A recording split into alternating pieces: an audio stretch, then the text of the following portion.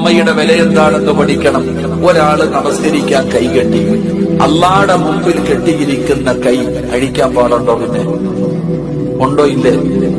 പറയടോ സഹോദര. ഒരാള് നിസ്കരിക്കാൻ കൈ കെട്ടിയാൽ ആ കൈ അടിക്കാൻ പാടുണ്ടോ? ഉണ്ടോ? ഇല്ലേ? ഇല്ല. എങ്കിൽ ഒരാള് ഞാൻ സുന്നത്ത്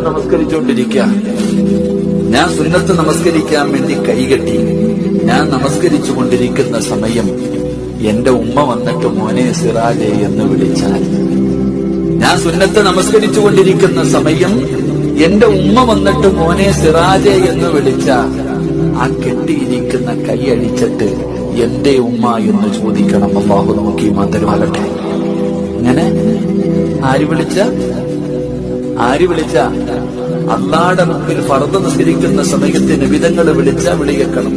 സുന്നത്ത് നമസ്കരിച്ചു കൊണ്ടിരിക്കുന്ന സമയത്ത് ഉമ്മ വന്നിട്ട് മോനേന്ന് വിളിച്ചാൽ ഞാൻ നിസ്കരിക്കാന്ന് പറഞ്ഞ് നിൽക്കലല്ല, എന്റെ ഉമ്മച്ചി എന്ന് ചോദിക്കണം. അതാണ് ഉമ്മ.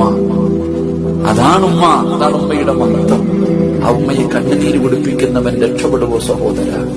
ഉമ്മയുടെ വാക്കുമതി സഹോദര. ഉമ്മയുടെ ഒരു കണ്ണ് നിറഞ്ഞാൽ ഉപ്പാടെയും ഉമ്മാടെയും മനസ്സ് വേദനിപ്പിച്ച വല്ലാഹി നമ്മളാരും രക്ഷപ്പെടൂല.